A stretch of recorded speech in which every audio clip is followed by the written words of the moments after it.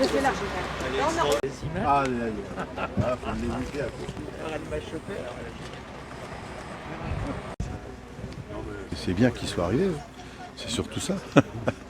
On a des gars, je veux dire, j'avais aucun doute sur leur capacité à mener à bien cette mission, quoi. Aucun doute.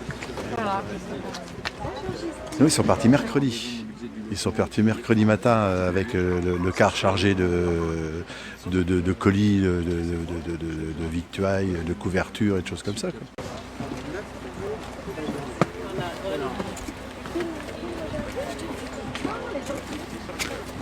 La difficulté principale du retour, c'était le passage de frontière, parce que donc on a mis près de 13 heures à passer la frontière. Et le premier passage où on était carrément bloqué, et il était bloqué notamment par l'arrivée des réfugiés à pied. Donc quand on arrivait, il y avait déjà 20-30 cars devant nous, plus les poids lourds, plus les voitures individuelles.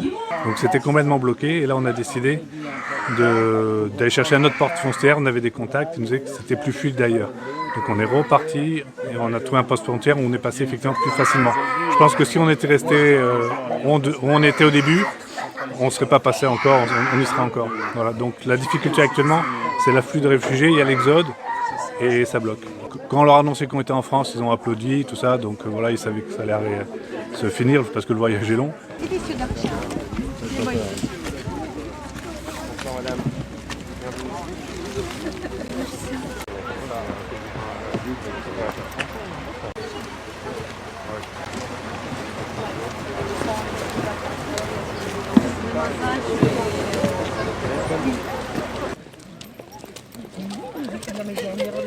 Sur la capacité d'hébergement de 88 lits, on est arrivé à occuper la totalité des lits et comme on avait aussi quelques personnes déjà dans le cadre du dispositif 115, il a fallu rationaliser toutes les chambres et on est arrivé à caser tout le monde. On a manqué aussi de certains produits comme les produits d'hygiène, le linge de toilette, mais avec la générosité de tout le monde, on s'y est mis, quoi. On n'a même pas eu besoin de lit de camp. Et s'il fallait recommencer, on le fera.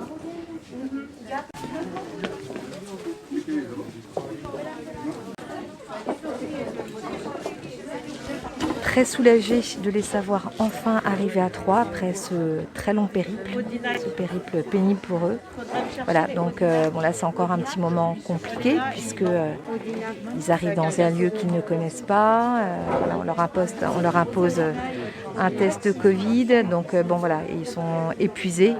Donc je pense qu'ils doivent être impatients de se retrouver dans un lit, de se reposer, de reprendre des forces. Oui, c'est vrai que cette mobilisation, elle nous fait chaud au cœur, elle nous a beaucoup porté parce que voilà, faire venir un bus et mettre, nous ce sont des familles qui sont de l'école des Joyeux Petits Souliers, donc on a des liens avec cette école. On a aussi mobilisé des familles d'accueil que l'on connaît. Certaines ont déjà reçu des enfants qui venaient danser dans le département.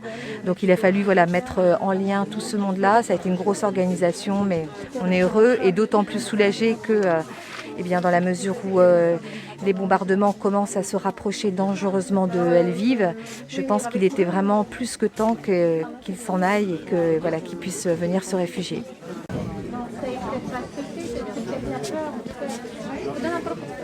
C'est ce qui était assez stressant, je dois dire, c'est que il fallait que les choses se fassent rapidement et le moment de quitter Lviv a été compliqué justement puisque le passage du couloir humanitaire, compte tenu de la marée humaine, des 70 bus qui étaient à la queue leu-leu, a été un moment assez compliqué avec 7 heures d'attente, puis la décision du convoi de finalement rebrousser chemin, de repasser par un autre poste de frontière. Mais voilà, ils sont là et ça c'est le plus important.